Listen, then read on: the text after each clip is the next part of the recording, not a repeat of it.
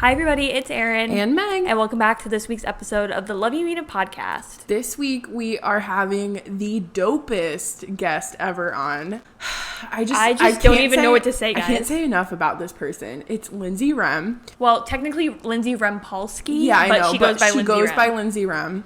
She honestly was I think my favorite person we've ever interviewed. Yeah, I definitely think she was my favorite guest so far. If you guys don't know, she is a YouTuber, graphic designer. She recently held a contracted position at Playboy. The Playboy, y'all. Like the Playboy bunnies. The Playboy. Hugh Hefner. Overall, just such an incredible person. And this was actually her first podcast ever. Yeah, we could not believe that she had never been on a podcast before. Erin searched Spotify because you can search someone's name to see, and it doesn't matter if it's music or a podcast, they'll come up if they've done anything, and nothing came up. Yeah, that's kind of a life hack for you guys. If you ever like a certain influencer and you want to hear them on future podcasts, you can look up on Apple Podcasts or like Meg said on Spotify and just look up their name and it will bring up any result of any podcast they've been on in the past. Yeah, that's a really good tip. But we were so honored to be her first podcast ever.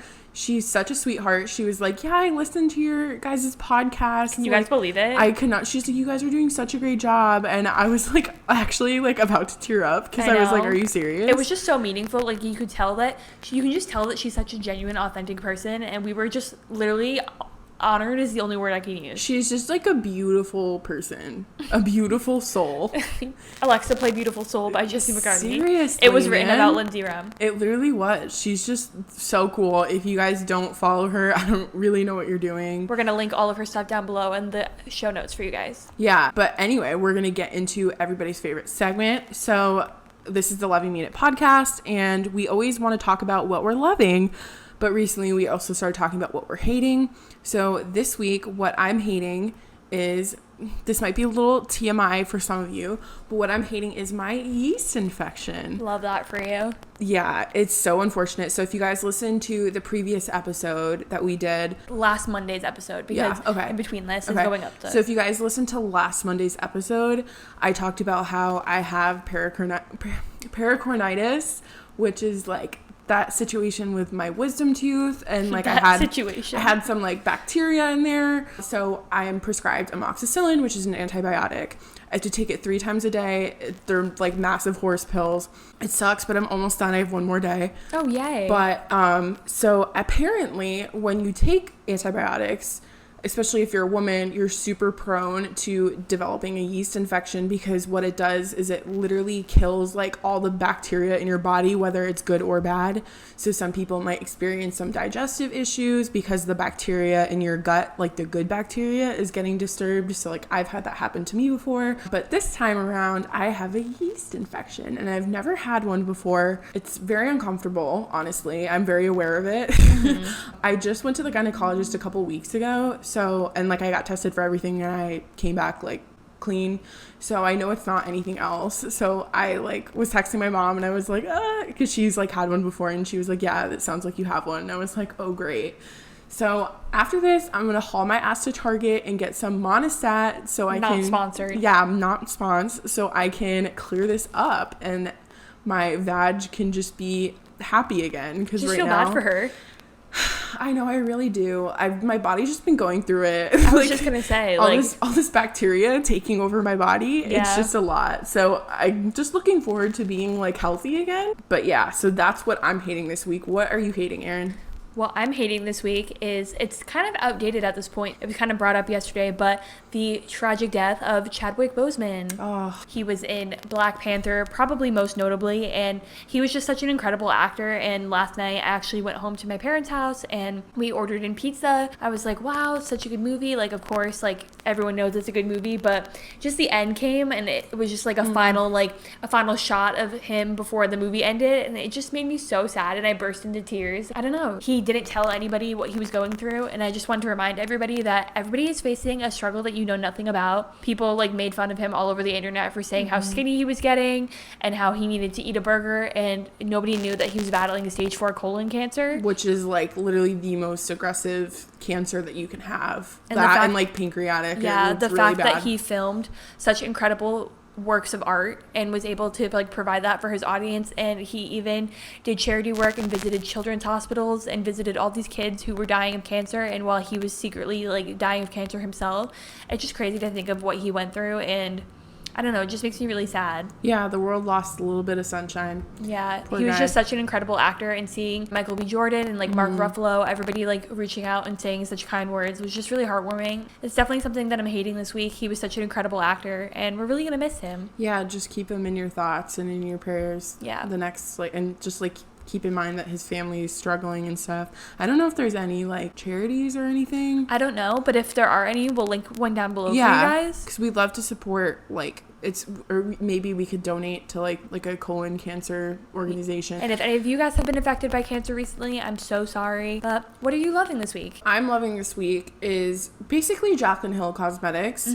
So there have been like a little like there's been some bumps with her stuff, like Meg with her and I lipstick. were thriving watching all the drama videos. What was that, last summer? Yeah. When all the drama came out about her lipstick components, but Well, I just feel like that happens to like every beauty person that comes out with the line at least once. But so like I don't know about her lip products, but her eyeshadows and like her pressed powders are very good. They're all made in Italy, which is like the best place that you can buy powders from. They're very pigmented. So I do have her first eyeshadow palette that she released with Morphe. I actually just picked up the second one, and what I'm really loving is it's her highlighter palette, and it's in the Flash. There's two of them. One's like a darker shade. I forget what that one's called, but this one I have is the lighter shade. If you like champagne pop, basically, this is like your wet dream. It's just so amazing. Like these colors, I actually think I might like it better than champagne pop, which is like my holy grail. I feel like champagne pop is just such an iconic makeup item that like everybody needs. And it's just like so like the packaging is beautiful. The pans are huge. Like you get so much product in each pan, and they're all beautiful. I would wear all 4 shades. It comes with a beautiful mirror component. Like her packaging is always very nice. If you haven't like seen that, or like you're looking into getting it, please do. It's amazing. I actually got that highlighter palette and the eyeshadow palette for 50% off at Morphe. Oh wow. So I only had to pay, like, normally those two items together I think would be $100, and I got them for $50. God. So yeah, like Sounds like a deal to Morphe me. has been having a lot of sales, so like just go ahead and like look at their store, and like their like I think subscribing to their emails is really helpful because it always like they let you know when they're having sales. But that is what I'm loving. What are you loving, Erin? I am loving this week my convertible. So Okay, bougie ass. what did you call it the other day? My douche mobile or Oh, something? your douche canoe. So- Convertibles are called douche canoes. Thank you. I learned that the other day. But if you guys didn't know, when we started this podcast, it's called the Love You Meetup podcast, obviously, and it's named partially after my aunt who passed away in September. The 1-year anniversary is coming up next week or something. Yeah, wasn't it like mid-September? Yeah, it was like September 14th, I Yeah. think. So I think it's already passed at this point, but we're recording this intro on September 5th. But we named the podcast after her because it's something that my family always says when my aunt passed away. When she was like alive, jokingly, like she has a blue, like a sky blue bug with like a convertible top. And I was jokingly always like, oh, when you die, like I want your car. And then I didn't obviously realize that she was going to pass away so soon. I didn't really think anybody would remember. And then when she passed away, my uncle, her husband, gave it to me, which is literally the most special gift I've ever had in my life. I've been driving it the past year, I guess, but kind of on and off because of the winter and everything. Past like week, I got it fixed, and so I've been driving it with the top down. Every chance I get, I go to get gas, I take the top down. I go to the grocery store, I take the top down. We went to IKEA, which is 2 minutes away. I took the top down. It's just so dope. Like one night we went to go get ice cream, and We should do that this it week. was like the perfect night to drive. Like it wasn't humid, it was like still warm, but like you could wear a sweatshirt. And we were just blasting like really like nice like acoustic indie music, and we're just like fucking vibing is It's really just the such a only vibe. way I can say, like, explain it. It's honestly just such a vibe. Like, I love that car. Like it's so, and I loved her aunt too, and like I almost like feel her like every time I'm in the car. I know, right? Like I have like a similar thing. Like my cousin died like I think like 10 years ago now. He died in a car accident, and my aunt gave my older sister his car that he like absolutely loved. It's like this black Cadillac. and we all have driven it at one point. Like my two sisters and I, like we've all driven it, and it's like you literally feel them when you're in the car. It's like the strangest feeling. It's so odd, but like I totally 100% It's so relaxing get that. though.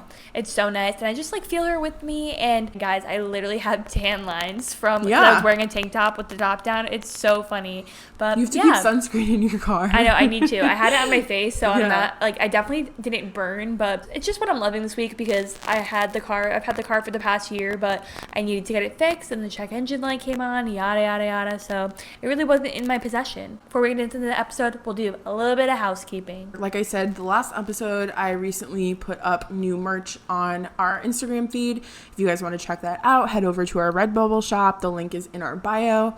As always, if you have any suggestions, if you want to see anything, maybe in a different color, different font, like anything like that, please DM us and let us know. I'd be happy to do it for you. Yeah, and also we have a link in the show notes of, well, like the episode notes, show notes of every single episode.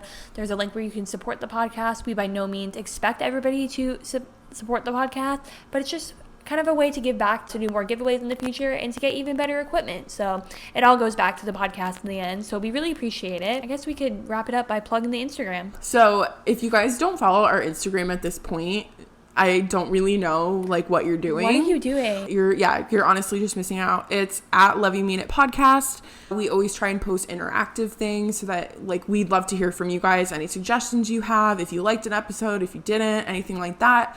Also, be sure to leave us a review. There's a link for the Apple Podcasts platform where you can leave us a review. We'd love to hear what we're doing well, maybe what we're not doing so well. Please give us 5 stars. We're Please give us sensitive. 5 stars. 5 stars. 5 stars. ASMR. We're sensitive. Thank you. Yeah, we're little babies, so please be kind. But yeah, it just helps our podcast grow. Tell a friend about us, share it on your story. We would absolutely love that. It makes our whole day. Yeah. And yeah, so without further ado, we're just going to get into the episode. We'll be right back with Lindsey. Hi, everybody. We are back with Lindsey, and she's just going to say a little bit about herself. Okay, hi. My name is Lindsey, better known as Lindsey Rem on YouTube, Instagram, Twitter, probably most well known from YouTube. I've been making videos for about 7 years, and I'm also a graphic designer. Perfect Yeah. little elevator pitch. Have you always been a creative person?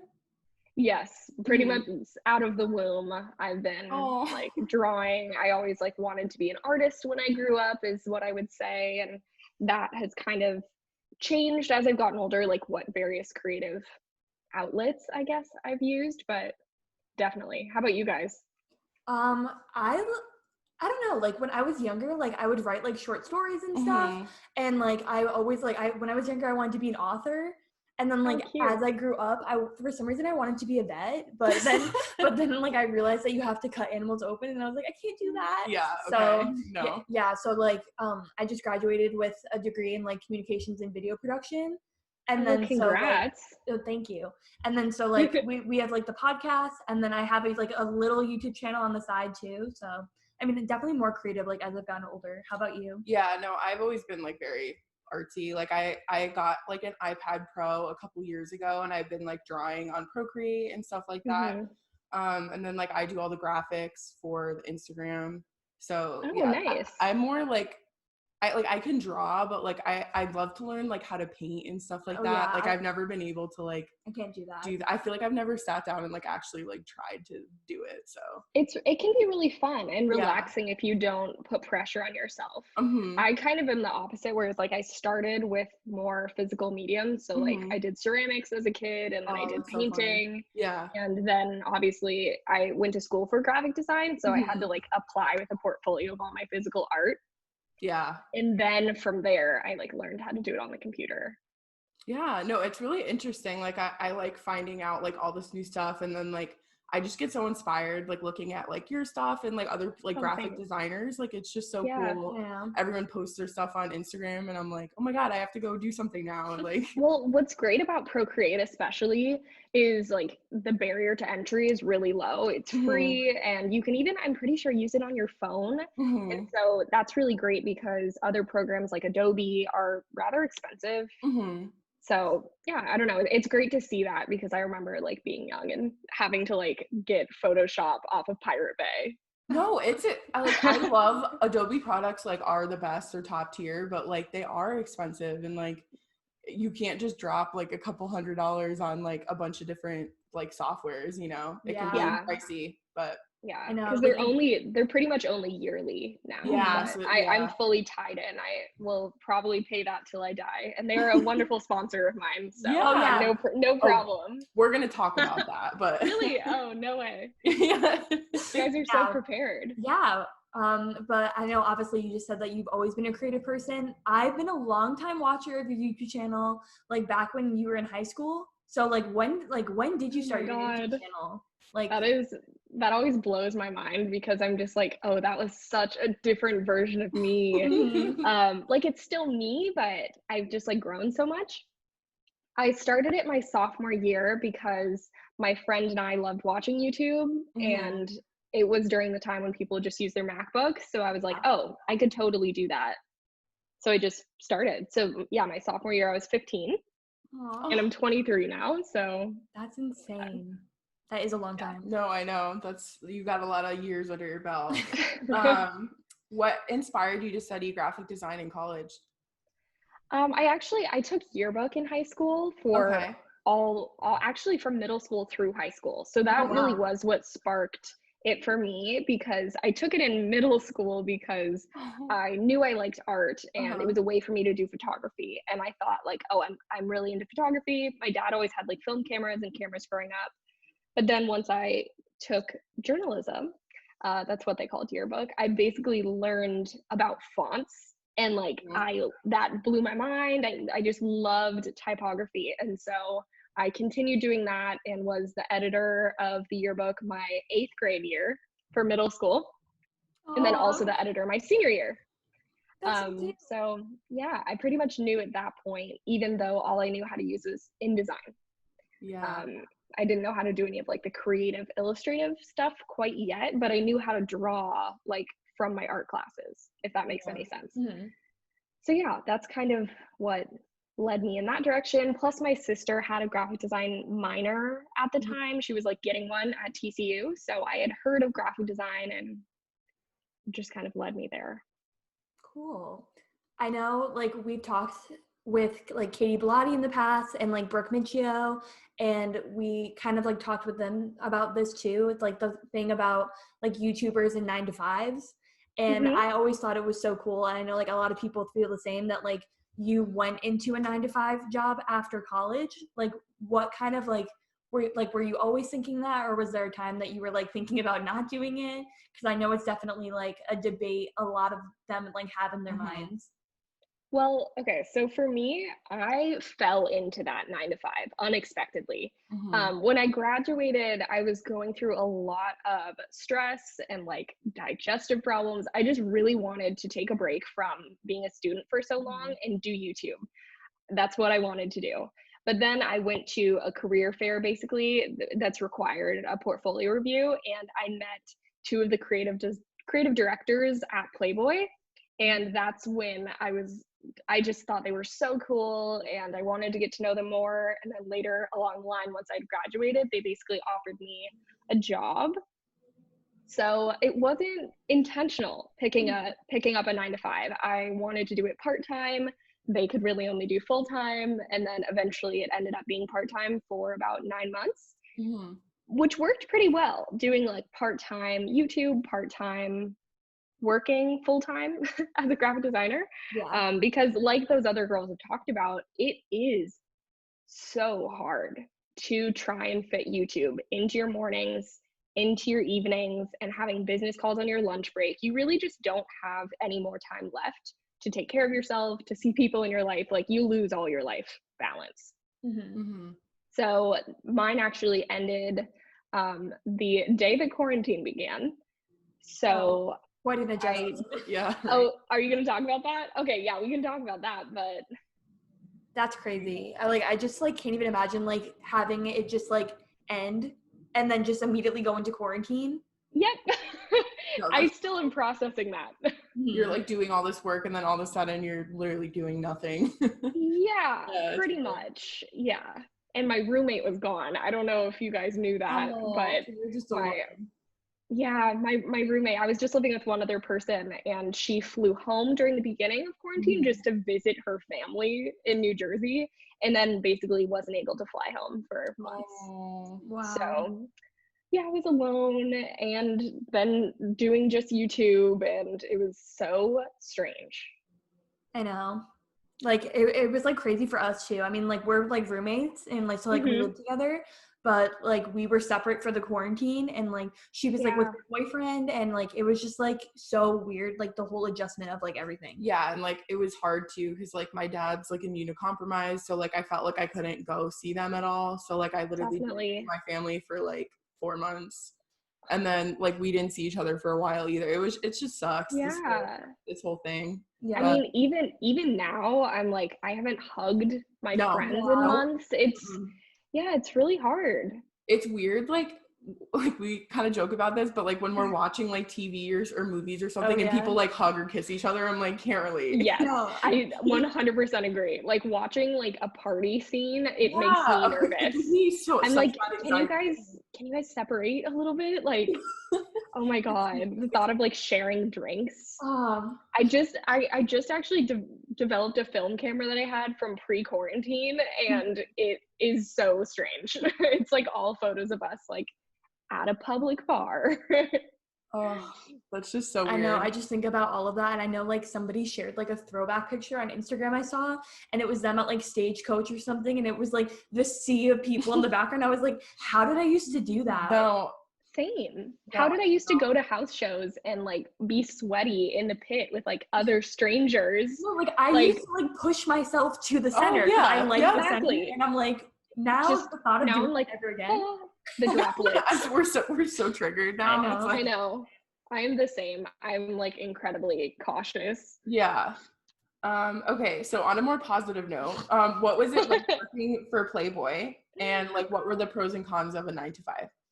Okay, well, working for Playboy was one of the most incredible experiences of It's my so life, I do cool. have to say. Like, it's such an iconic brand, and I think a lot of people don't know truly what it's like what the people that work there are like. I got a lot of just like random misconceptions, people thinking that like it's all older men, and it's Yeah. not. It's like a lot of millennials, super diverse, and a lot of women in like high up roles. So I loved that. I felt just so completely comfortable, like being myself, being able to pretty much wear whatever I wanted.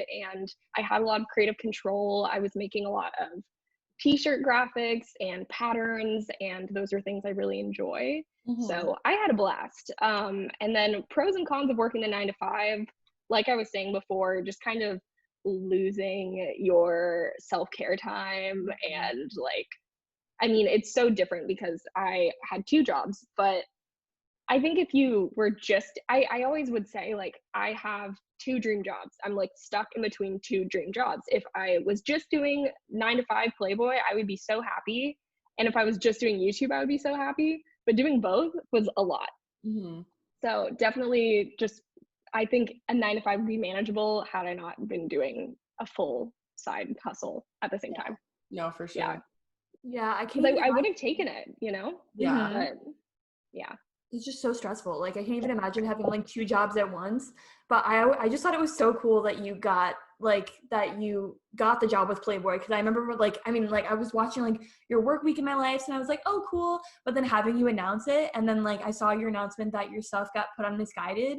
Oh yeah, that Oh, That was was thanks. cool. so Yeah, cool. that's so Thank you cool. so much. I was so surprised Oh. because a lot of people were confused too. Like, oh, do you get a cut of this? And I had to explain like, oh no, like they own the graphics that I did, and Mhm. that means they can show up anywhere at any time, which is pretty fun, I think. Mhm. And so I'm pretty sure they're also on some lighters, and they'll definitely be out in the future abroad is kind of the majority of the design work I did Oh, is that's for so like cool. 2022 Yeah. abroad. Yeah. Oh Mhm. my God. So do Yeah. you have So I any really didn't think I'd see a lot of it, to be honest. Yeah. yeah, that is cool. No, that's Aw. amazing. Do you have any favorite graphic designers at the moment? Oh, I have tons, literally tons, tons. It's so hard to Mhm. even begin to name. But I've really been loving, let's see. Lauren Martin Studio. I've been using her cute graphics on my phone screen lately because she posts like monthly wallpapers. Oh, love that. I know, right? Yeah, she has a really cute style. She like puts googly eyes on everything, and it's just very joyful. Yeah. And so I just really appreciate that. So I think I'll just go with her for now. And then actually I'll do number two. Elliot is a cool guy on Instagram. He just actually released a Casetify phone collection, but he's a mutual friend of mine that basically makes like graphic design puns on Instagram like daily, adds little graphics, and it's really nerdy and I love it. That's so cute. Yeah. I know, I saw you like talk about me being a stalker. I'm like, I saw you talk about the phone case in the vlog today. So I was like, literally the vlog I posted yesterday. I love that though. You are so on top of it. It's a good interviewer. No, I know. She's so cute. What's it like working with Adobe, like being a partner with them? Again, unreal. Your like dream. Yeah. My dream. I've been using Adobe products as soon as like I was in 8th grade. Like it's pretty surreal, to be honest. Going to Adobe Max last year was truly one of the craziest experiences because throughout college, all of my professors would talk about Adobe Max and how like if you have a chance to go, it's the best place to network. You'll learn so much. But the tickets are $2,000. So I never thought I would ever be able to go unless I was working for a company that would pay for it. Cause that's like mostly how people go is through like industry. Yeah. So when they invited me, I couldn't believe it. And I definitely dealt with some imposter syndrome there as like kind of a, just starting graphic designer in my eyes. But yeah, it's been truly amazing. And the whole team is so nice. It's so cool talking to the people that literally created Illustrator and Photoshop, and they're just people. I can't even imagine, like, I feel like anybody at that point would have some sort of imposter syndrome. Oh, yeah. Yeah, because, like, I mean, even, oh my God, the motorcycle? Oh, but just, like, even in, like, all my classes and stuff, like, I learned, like, all the different, I don't know, just all the different platforms, and then just to be able to go to that would be so cool. Yeah, to like physically meet the people that did, like you said, that's that's crazy. I wouldn't even know though, what to say. Yeah, I know. Like you said, though, it is true that everyone kind of does have imposter syndrome. Yeah. Because I was speaking to Jessica Heish, or Hish, I'm not exactly sure. She's a really well, like very talented graphic designer and illustrator who has like a lot of accolades and books. And she was like, yeah, I still don't really know what I'm doing. I am like figuring it out as I go. And I'm like, you have books? Yeah. What do you mean? Because we were like talking about finding your style, and that's something I think I'm still working on. But just to hear her say that, someone who has like 30 years of experience, I was like, okay, I'll work on it then. Like I have time. I mean, because it's like less pressure. Yeah, it's like, I was just gonna say, it's like reassuring in a way to like have somebody who you view as an expert to be like, yeah, I don't know what I'm doing. Exactly. But obviously, like Adobe is like a huge brand. But do you have like another dream brand that you would want to work with in the future? Or you could say like a couple. Wow. I mean, I do always have a running list, to be honest, like a list that I'll like constantly be like telling my manager, like cool upcoming brands that I see that are coming out, because I really love focusing on small brands. Like I just recently worked with La Causa. They like, just more of like a gifting program, because a lot of small brands don't have like huge budgets. But a dream brand, I'm going to go big.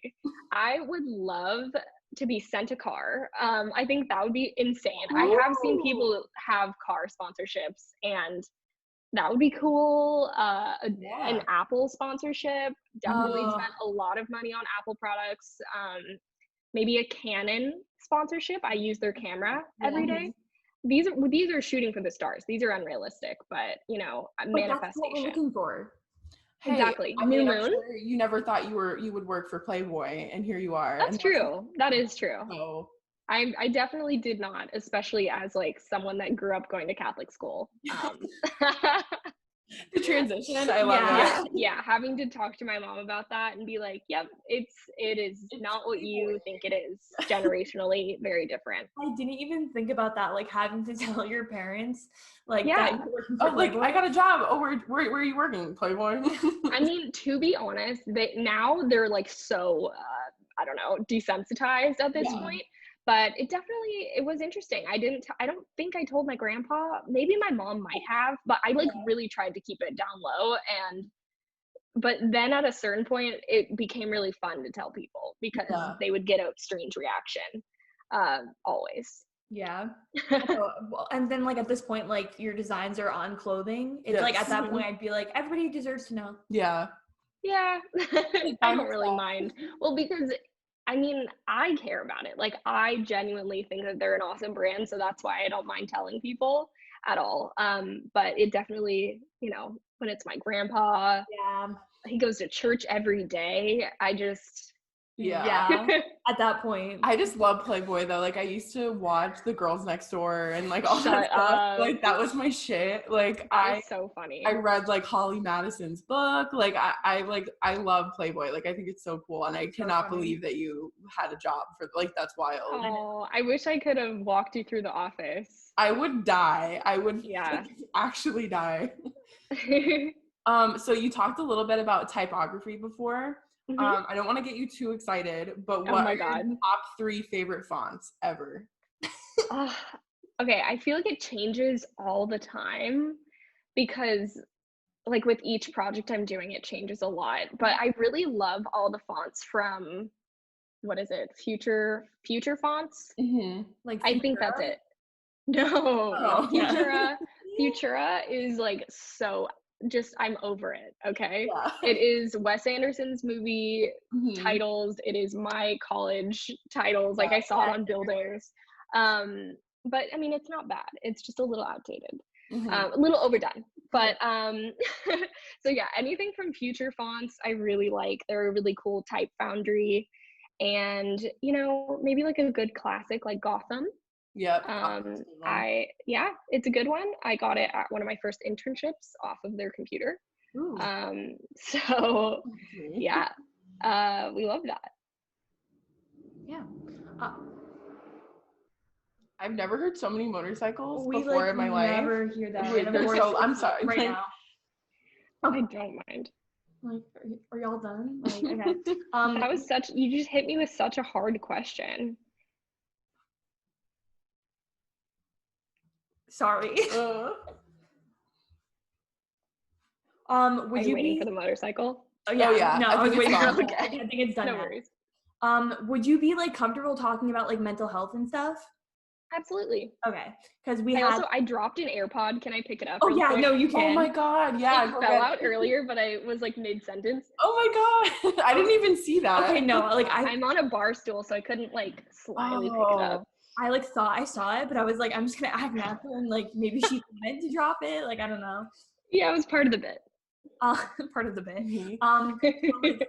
Our first kind of question was like, what was like your mental health journey like? Just like kind of like finding out like that you were like that you had anxiety. Just kind of like walk us through that if you could. Honestly, we don't have enough time in this podcast. But it started really young for me, and that's kind of why I've always talked about it on YouTube, because it's been just like a constant in my life. But yeah, I started having anxiety when I was 8 years old, and I actually missed a lot of school because I was getting stomach aches every day. And at that point in time, I had no idea what anxiety was because I was young. My parents didn't know. So I was just missing class from feeling sick every day, and it was anxiety. But it really shows up as somatic symptoms for kids a lot, which I've learned since because I took a psych minor in college just because I wanted to kind of, understand more about it, because I really do care a lot about mental health and psychology. I find it really fascinating. But then it was later in my life. I kept experiencing it all throughout high school, but it was in college when I finally reached out and got help. Although, I mean, I did go to therapy all throughout childhood, but it was on and off. I never really did anything. I don't know. It didn't get to a breaking point until I was in college, and that's when I went on medication, which I have talked about a little bit on YouTube, but that was kind of a turning point for me when I was like, oh, other people don't live in constant anxiety every single day. Like, Yeah. taking this, I feel like a normal person. I Mhm. didn't know that was possible. I just felt like so much more myself. And so I think that's kind of why I like talking about it on YouTube, because there's sort of a stigma that taking medication will turn you into a zombie or Mhm. that you'll lose your personality, when I felt more like myself than ever because it cleared up those clouds and those like tornadoes of thoughts that I had every day. Yeah. So So, yeah, that's kind of a quick run through. And now I've been with like the same psychiatrist. Like I've been on all the same stuff for years. So mhm. that was about So 4 years ago. you have generalized anxiety disorder. I also have it. We love Um, it. I just did a peace sign for those who can't see us. Oh yeah. me. This is my coping mechanism. Hello. The peace sign.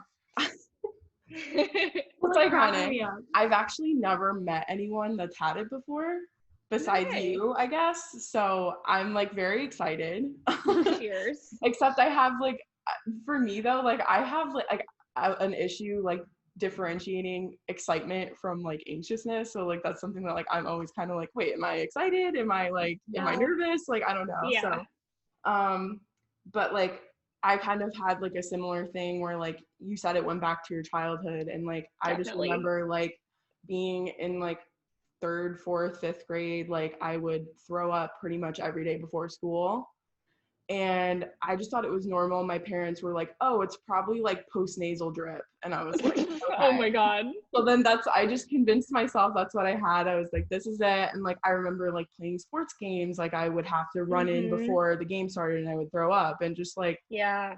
it's so bad. And like, I just thought that like everybody I did know. And that. it's so sad because Yeah. as a kid, you don't know better. You don't No. know. Like most times parents don't know either. Yeah. And it would have helped a lot to kind of feel, know what that was and maybe figure out what exactly was stressing you out so much.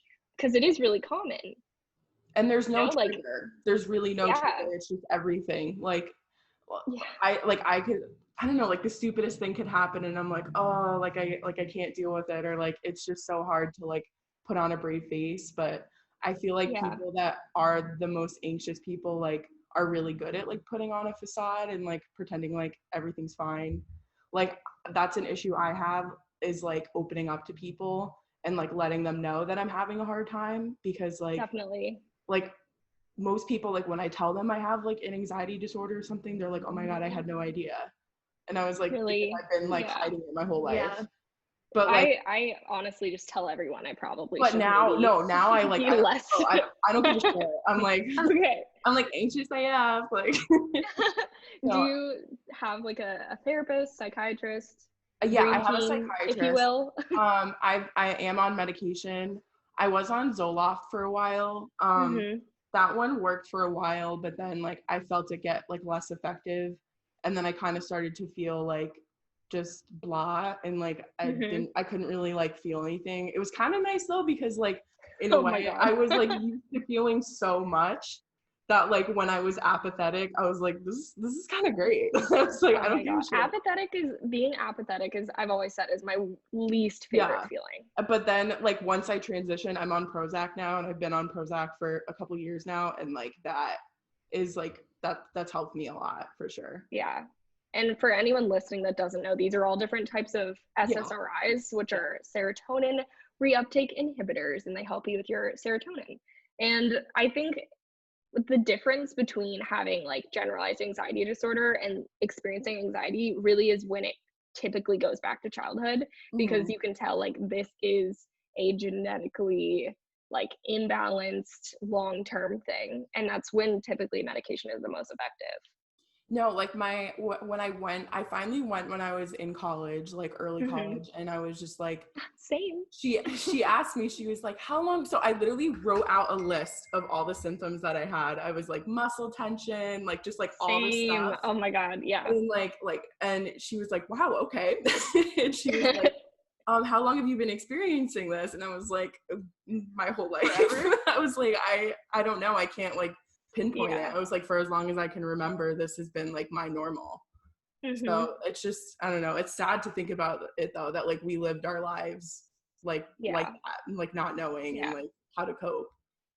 I know. Yeah. It is crazy though, because at this point, like at our age, like I don't really remember that as much. I remember more, I've lived, well, no, I feel like I've lived more of my life, I guess, in that state, but I remember more now.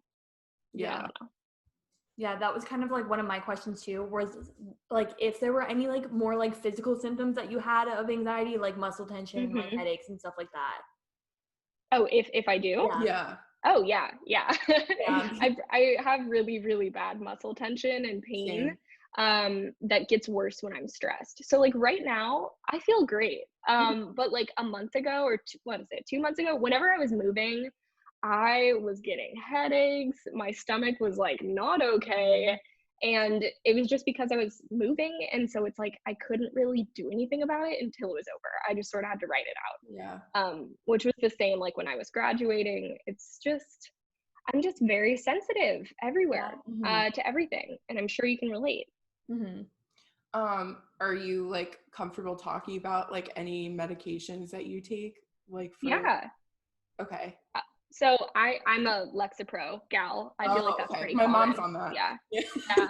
I honestly, a lot of my friends are. I think something about like it is really hard to open up about like struggling, but especially during college is when a lot of people reach out and finally get help because like they're on their own. Maybe they don't have their parents' influence of like medication is bad, because that's really common. So throughout college, I actually recommended my psychiatrist to like tons of my friends, and was able to like encourage friends to get help when they needed it. So I know quite a few people on the same medication as me, which is funny. So like I know that you've said in the past that like you've had issues with like sleep. Are you on anything for that? I'm on trazodone. Oh no. I don't really have too many sleep problems personally. My problem was actually sleeping too much. Is yours not sleeping? So mine, I can fall asleep really easily, but I have issues staying asleep. So like I'll wake up a lot and then I start thinking about things and then I can't fall back asleep. But like usually my sleeping pattern is like I'll fall asleep usually around like midnight or like 1 o'clock. I used to stay up till like 4 a.m. because I just like couldn't sleep. But I've been getting better, and then I'll like wake up at like 4 or 5 and then I'm up, and then like if I can I'll fall back asleep like maybe at like 7 or 8 and then I'll sleep for like another 2 hours. But so if that, so sometimes my sleeping schedule just honestly sucks. But wow, that is a lot. Yeah, but the trazodone does help. Like I don't take it every night. Like I usually take it like if I know I'm gonna have a tough time, then I'll take it, but like it does help. Yeah. But like, has COVID affected, I mean, this is kind of like a dumb question, but has COVID affected your mental health at all? Definitely. Yeah. I think it just like, I don't really remember what I used to be anxious about before COVID because it's like everything I'm anxious about right now is so incredibly dire. And a lot of the time it's like, oh, I have like maybe just like a bit of a thought in the back of my head, like fear of dying, fear of getting sick. But now those are kind of real threats. A lot of it is like imagined threats versus like not real, or like imagined threats versus real threats. And now it's like, okay, some of those are real threats now. So I've just been really focusing on like, especially in the beginning when we had to like wipe down all our groceries. I just was like, I need to take every precaution that I can. And so like all of that was pretty hard for me. Just with like feeling safe and feeling really, really stressed. But I would say it's gotten a little bit better. Now it just feels normal. Kind of. I don't know. I feel like just in general, my level of anxiety is heightened because there's this underlying COVID stress crisis reminder, along with like the climate and fires and earthquakes and everything. So sorry to bring it up. Oh my god. The world is just falling apart right now. Yeah. We had 3 earthquakes last month in one day.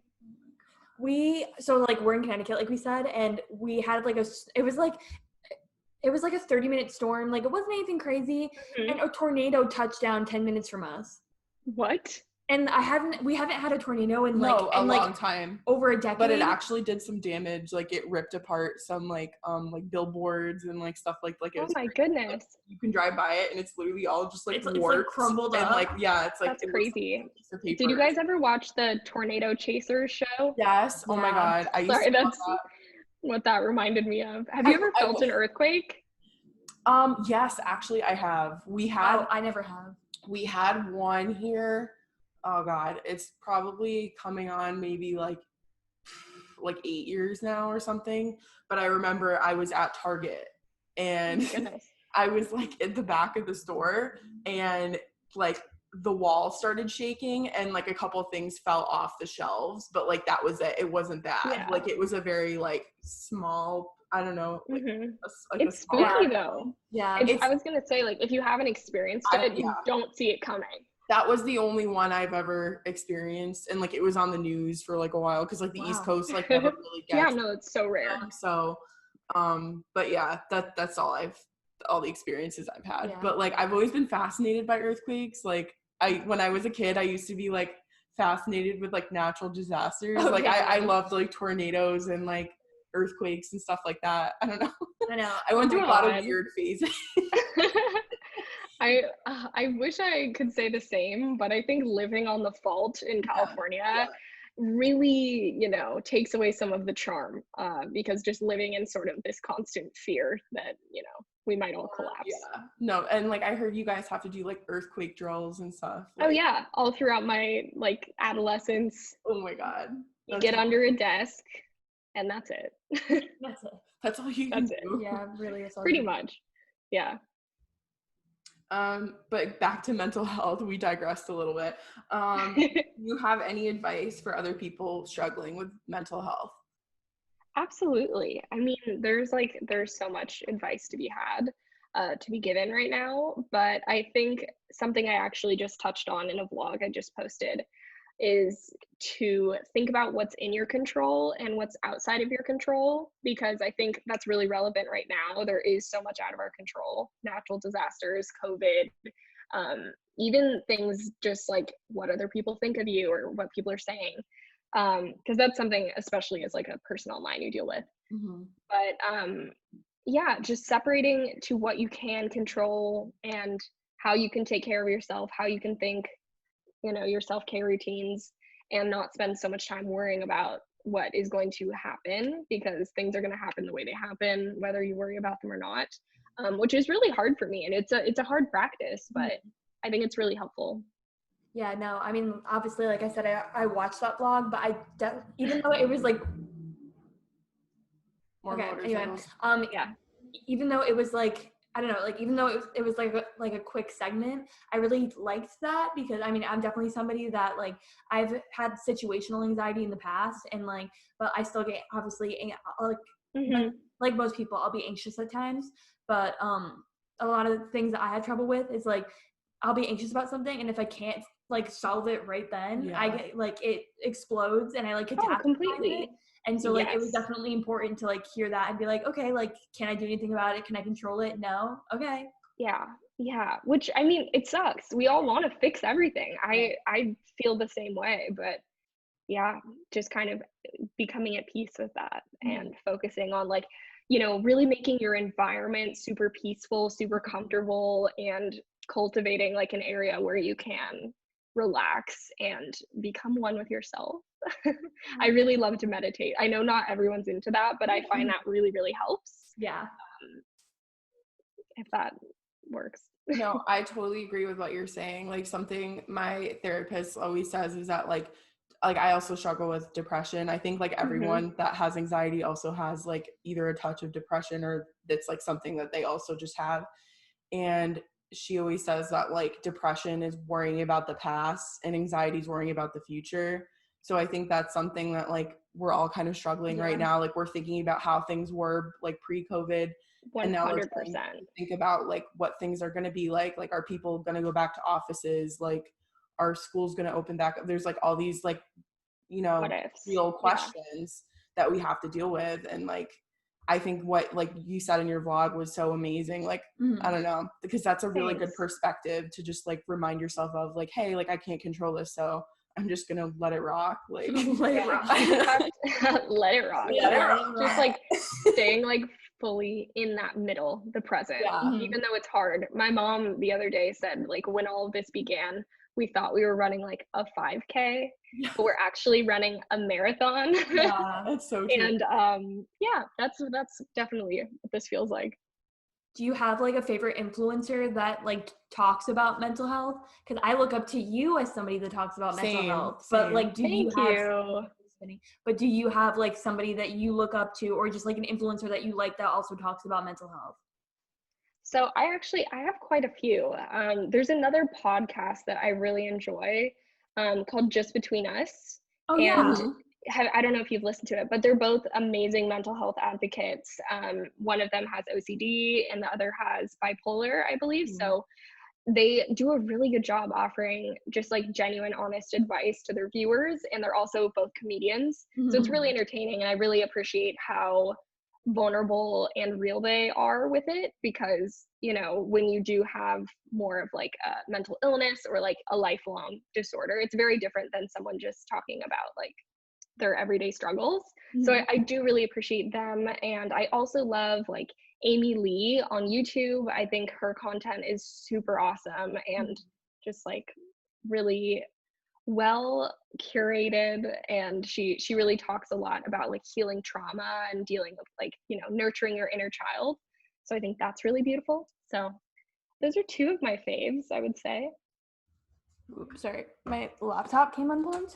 Okay, there we anyway, go. So we're going to make it a little bit lighter with some cooking questions, and then we'll wrap it up with, we got so many listener questions. So really? We picked the top 5. Yeah, we picked the top 5 that seemed the most interesting. So, but we want to talk a little bit about cooking, because I'm so down. I'm not even a cook. Like, I'm not that great. I live and breathe for your what I eat in a week videos. They're so good. Thank you. Don't hate on yourself. You've been getting better. Okay, yeah. I'm process. Yeah, I'm actually wasn't always good. Yeah, I'm making your enchiladas tonight. Oh my God, that's so sweet. I'm so excited. Been talking about these enchiladas for like a week now. So I'm gonna try. Oh my God. Oh, that's so sweet. Well, I hope they turn out. I love when people tag me in food stuff. Oh my God, yeah. We should post it on the Instagram. Yeah, I'll be like, yeah. Tag Maddie. Okay. Did you ask a question? I was about to. Okay. Did you have anything you wanted to say though? No. Okay. Okay, so like, just when did you get into cooking and baking? So that's such a long story, because like I used to love baking, specifically when I was younger. I used to like be that girl that makes cupcakes for every event. Maybe. Yeah, and I would make those like fancy royal icing cookies. Like I just like really loved that. But then I fell in love with graphic design and like yearbook and gave up baking. I wanted to be like a baker and open a bakery, and then all of that changed. So I guess it re-sparked once I went to college, and it was like, oh, I have to cook meals for myself, but I don't really know how. I would watch my mom all the time, so I kind of knew how to cook because she's a fantastic cook.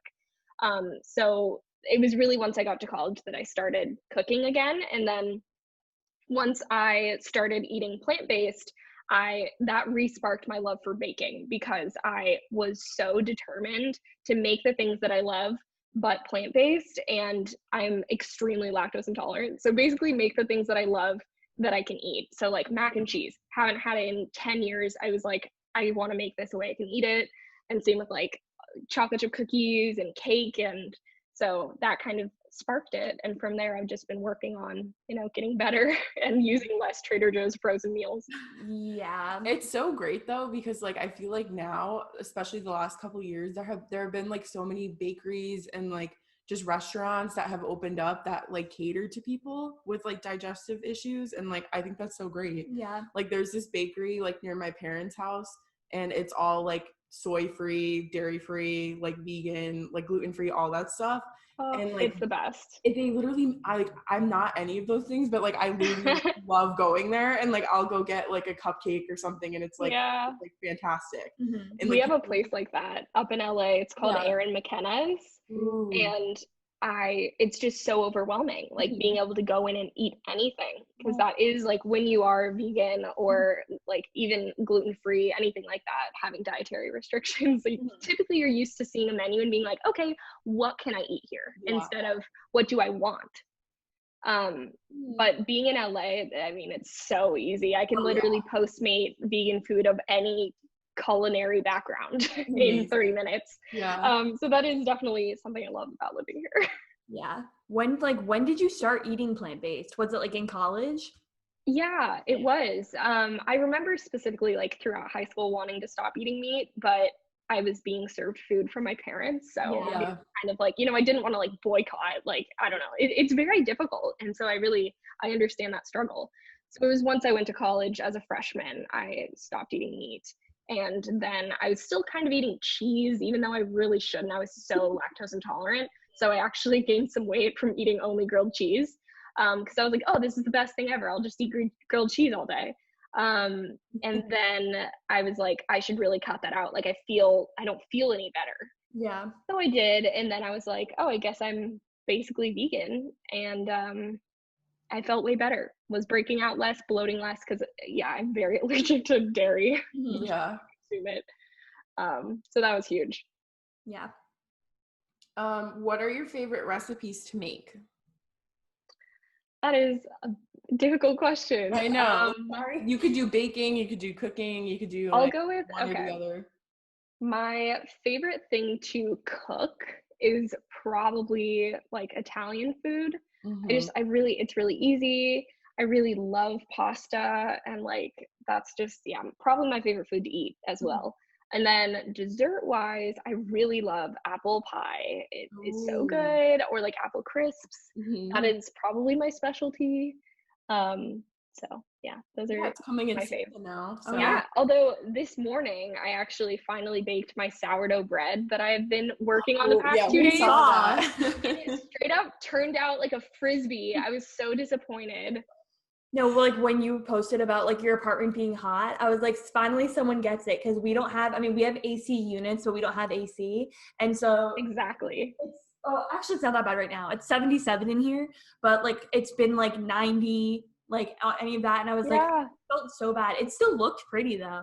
No, thank you. I honestly cut into it and it still tastes like sourdough. It's just like, it's just not fluffy, but it's because the recipe is from a woman in London, and so she's like, oh yeah, your kitchen should be like 71 degrees at the hottest, and like I was telling you guys, it's 100 degrees outside, and I have one air conditioning unit that is like only on half the day, so don't even know, maybe 80 degrees, like it just it got all of its energy out before going in the oven. I know you can like bake bread in a crock pot. I did. Yeah. Or not a crock pot. I put it in a Dutch oven. Yeah, you can put it in a Dutch oven too. Yep. Yeah.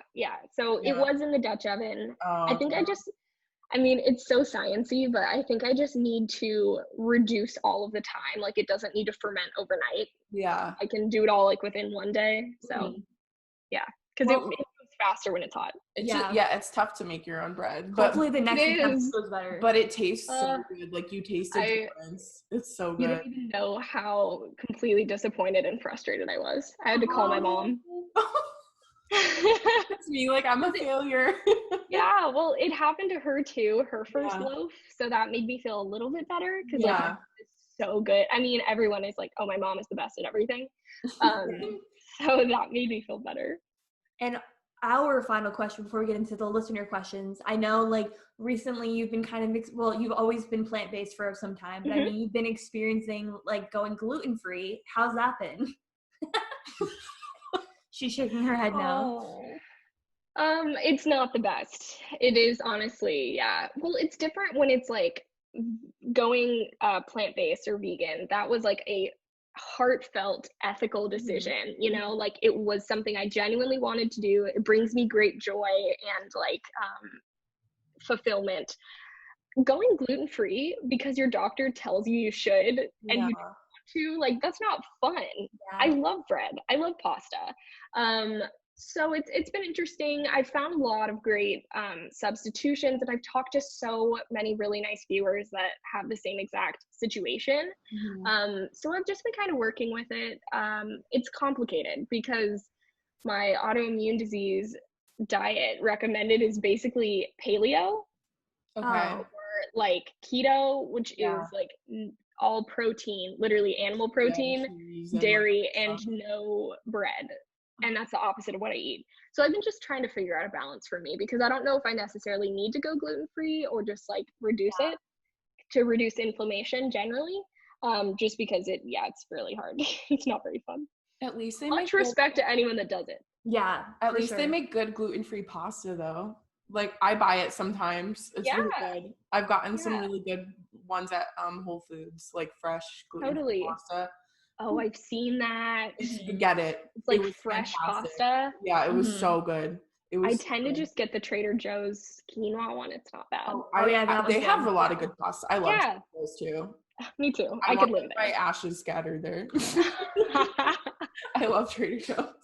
Honestly, same. Like we said, we got a bunch of listener questions, and so we tried to pick like the top 5. And so I'm so excited. Okay. You can read the first one. What is in your anxiety toolbox? Things you know to do when your anxiety is high. That is the cutest question I've ever heard. I saw that and it was like your toolbox. I'm literally picturing like a pink 90s caboodle. Yeah. So for me, meditation, number 1, that is typically something I do. I really like to drink like a hot drink. If I'm having like really bad anxiety, I find that super grounding. Maybe like going for a walk, like just forcing myself to go outside even though I don't want to.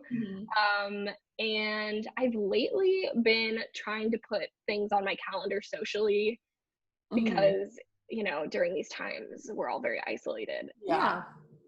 And so I mean, along with seeing my therapist, but I don't know, that's just such a good question. I wish I had like a cuter answer or like physical things that are actually in a toolbox. I do like CBD oil. That could be a toolbox item. Yeah. But yeah, candles. No, like, I thought that was a good answer. No, yeah, that's great. I feel like you can. Blankets. Ooh, yeah. Weighted blankets. I was gonna say, I use a nice, like, I have like a white fluffy weighted blanket in the winter.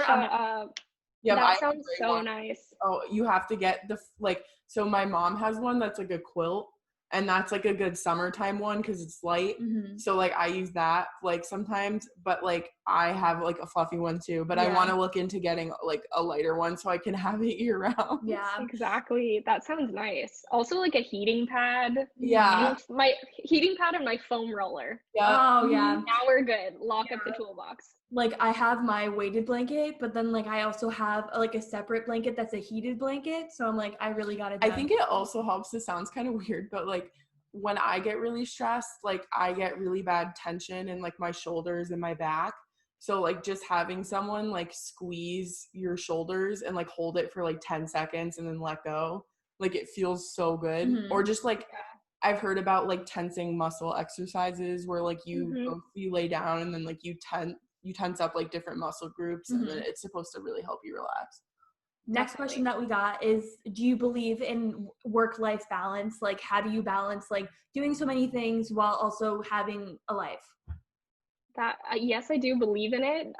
Do I believe it exists? It's kind of like believing in a spirit. Like I'd like to think some people do have work-life balance.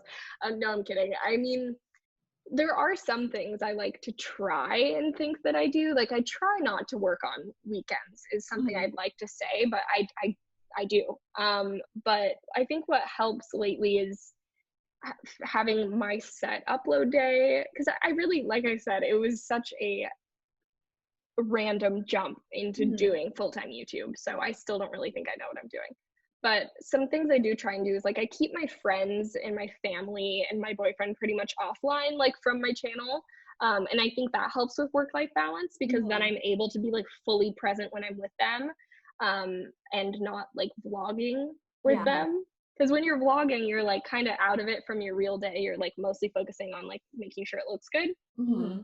So like I tend to also enjoy most when I'm like vlogging alone, because it's kind of like I'm hanging out with you guys. Like I just feel like I don't know.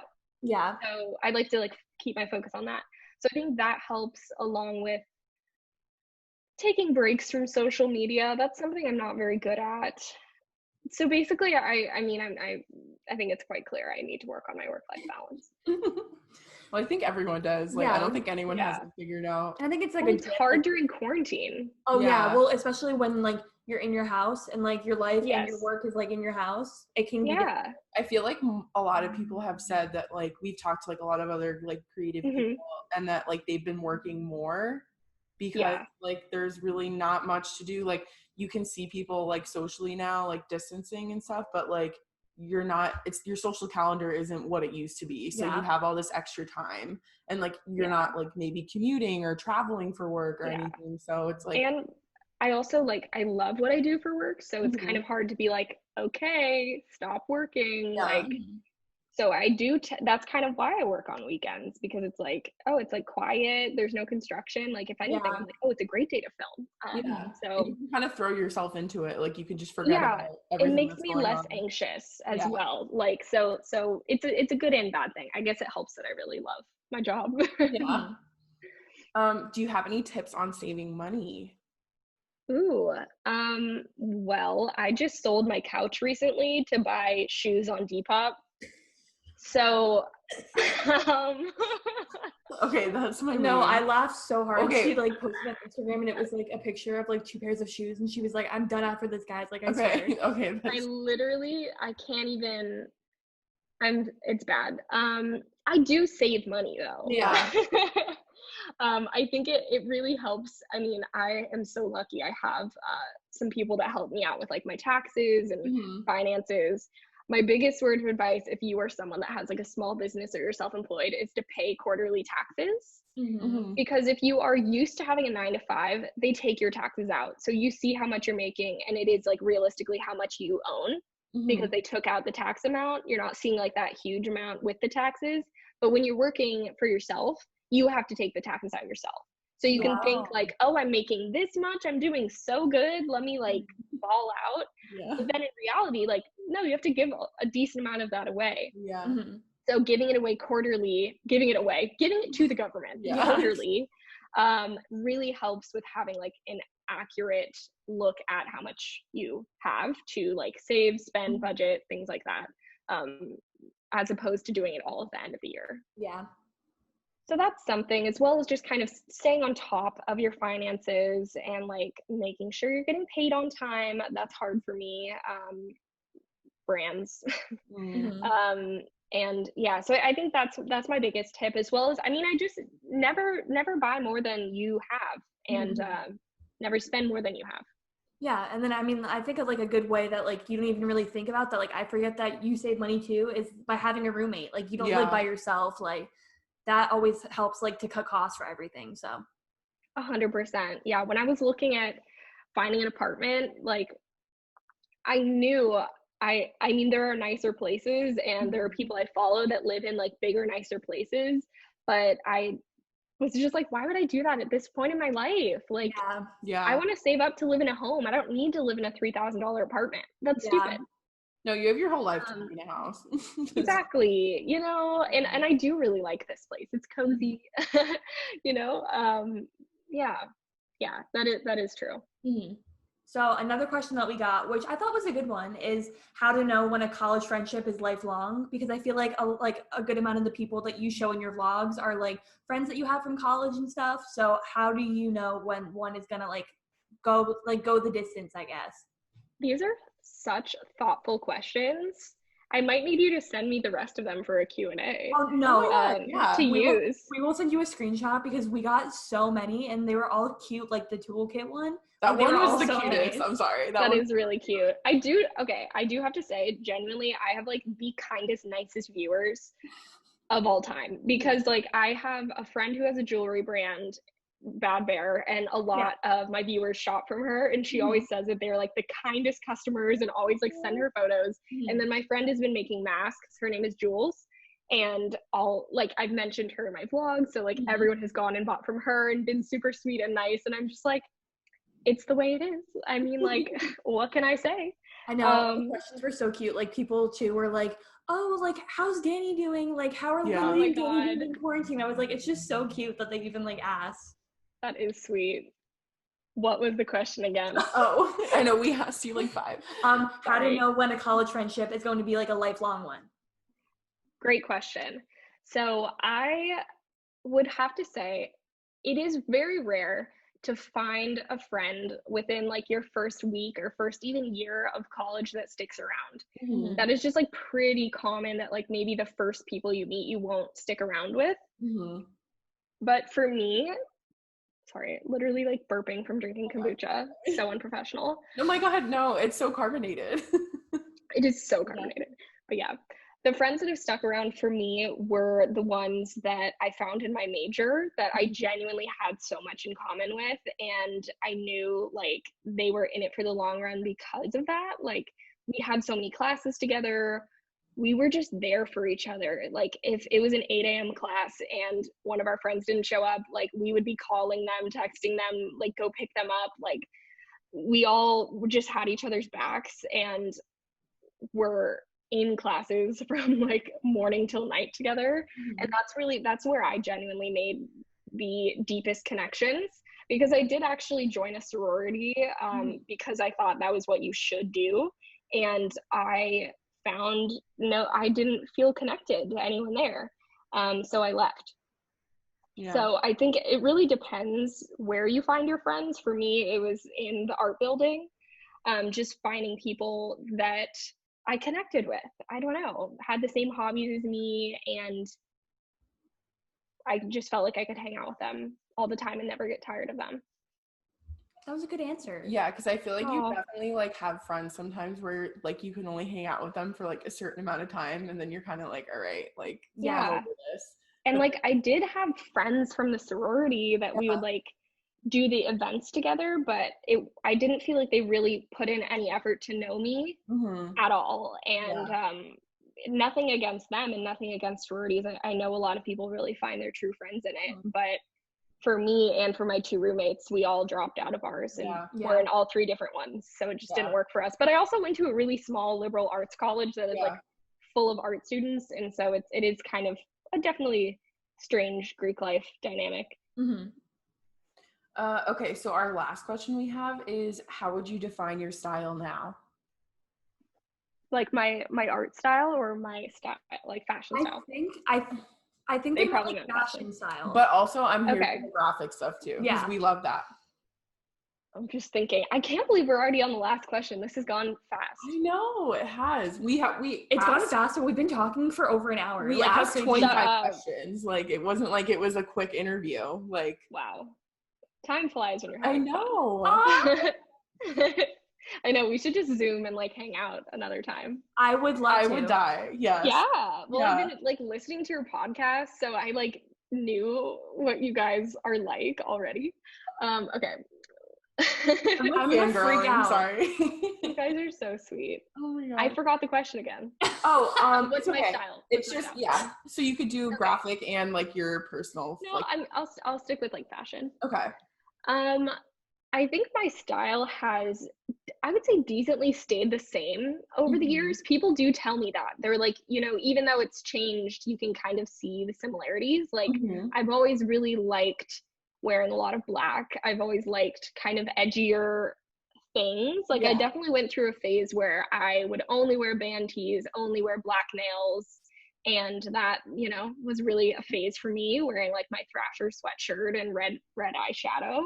And part of me still loves that, but at the same time, like once I realized like I liked wearing brighter colors and, could wear them and still feel like myself, and that like basically just that whole internalized like femininity is like weak thing, realizing like, oh no, I can wear pink glitter nails and still be a badass, was like kind of a thing for me, just embracing that. And so now like I love wearing colors, and I don't know, I would say probably like vintagey, still kind of a bit goth, but Yeah, I really don't know if that makes any sense. No, but I think that's a perfect description, because I mean, you're definitely somebody that really introduced me to like loving like thrift shopping and stuff. Like I don't even remember when the last time I went was, but like just like went like to like a department store or something and bought something. Like I get everything like thrifted or like Depop or something. Oh, that's so sweet. And I just love how you like you always just buy something like thrifted and then you just like completely make it your own. No, that's like literally our hobby. Like before like pre-quarantine, we would go at least like once a month, maybe twice. Yeah. And just like comb through the whole store and just like find all this stuff. I haven't been since COVID. Yeah, but it's like me either. It was really my hobby, like going to flea markets. Because I think I've always just wanted to be unique and different, and like that's just so cliche. I'm not like the other girls vibe, but that's like when you thrift shop or go to flea markets, you find pieces that are so cool and no one else will be able to have them. No, and so you can just really make it your own. But I don't know, I love clothes. It's seriously a problem, especially during quarantine, because I have been going on Depop way too much. Yeah, I think it's kind of like that's replacing like going to thrift stores. But like I was thinking like when it was full lockdown, I was like thinking about all the clothes that were in the stores. And I was like, oh, I want to go so bad. Like everyone was going through their closets and donating, but no one was buying. I know. I was like, I can even imagine like the good stuff that's sitting there, that was like sitting there. Yeah, no, like the amount of stuff like of like expensive stuff that like I've found, like designer stuff, is like wild. Like I got like a Burberry raincoat for like $16 and it had like the original tags at the thrift store. Yeah. It had the original tags. I was like, that's something I miss. Like thrift stores, you literally get clothing for $1 to $3. Yeah. And Depop is just it's a little bit more expensive. But I do appreciate, they did the curating and thrifting for me. So yeah, I'm here for it. Finding a good piece is what I imagine heroin to feel like. I love it. Like I get a rush. That's what I was saying with like me and those 2 pairs of shoes. The cow print boots that I posted, I have been wanting since November. Yeah. And I didn't buy them because like they're leather and I really prefer getting leather secondhand. So I just held out for a whole year until I found them secondhand. And when I found them secondhand, I had just purchased those Gucci loafers like a week ago. So cute. But I blacked out and purchased the cow boots because it was like, I've been wanting these. I need them. No question about it. Am I going anywhere? No, but I needed them. So I would have to agree with you. It is a rush. Maybe we should talk to our therapist about that. Yeah. But it's literally been my coping mechanism lately, but honestly there are worse habits. So yeah, true. You're so right. I like don't want to end. I'm a bad influence. I like don't want to hang up the call. I feel so bad that it's like over. Oh, it's okay. Well, we can always like end the chat and still chat. Yeah, true. Oh my god. No, I know. This was just so cool though. I know. Thank you so much for coming on. Absolutely. Anytime. This is such a great first podcast experience. Come back on, seriously. I'm glad you liked it. Like, that would have sucked if like we had you on and you were like, oh my god, like I'm never gonna do a podcast ever again. No, I love listening to podcasts, so that's why it's like a shame that I haven't been on them before, because I listen to them like all day. I know. Yeah, that is weird. So I don't have to listen to the thoughts in my own head. I just like can't believe that I'm like the first person to ask you. You were like the first person I thought of when we were like like thinking about like having guests brainstorming. She was so sweet. I was like, sure. Like, let's do it. I really want like maybe like one day maybe I'll like reach out to Maddie and ask her if like she wants to come on at some point. She totally would. Should we do a double date? I know, like a double date with like oh my god, all 4 of us. Yeah, totally reach out to her. I'm sure she'd be down. Yeah, she's a sweetheart. Yeah, because like I followed her for a while too, and like her being like a chef and everything. Yeah, that would be a really cool like foodie. Yeah. I like don't even know what to say. I know. Oh well, how do we do the outro, or like how do you end the segments? So or I guess we already did it. Did we say like? Yeah. Well, I mean, like I guess we kind of already did it, but you can just like let them know where they can find you, and yeah, that's it. Or anything else you want to leave them with. I think that's it. Thank you guys so much for having me. Thank you to everyone listening. If you want to check me out on YouTube or Instagram, my is just Lindsey Rem with an EY, and then Rem is REM. Thank you so much. I'll see you guys later. All right, everybody. Well, thank you so much for listening to this episode. Yeah, we hope you liked it. If you have any other like content creators or anything like that you'd like us to have on the podcast, please let us know. Also, if you know any like people of color or anything that like you think would be good guests, please let us know. We're always trying to diversify our podcast and the guests that we have on. Anything else? Just follow the Instagram. Feel free to give us a rating and a review on Apple Podcasts. Feel free to support us also in the link down in the show notes below. Of course, we do not require anybody to do that. It's just for fun. But what else am I forgetting? No, I think we just want to say thank you though. Like if you're new here, welcome. We're so excited that the podcast is growing.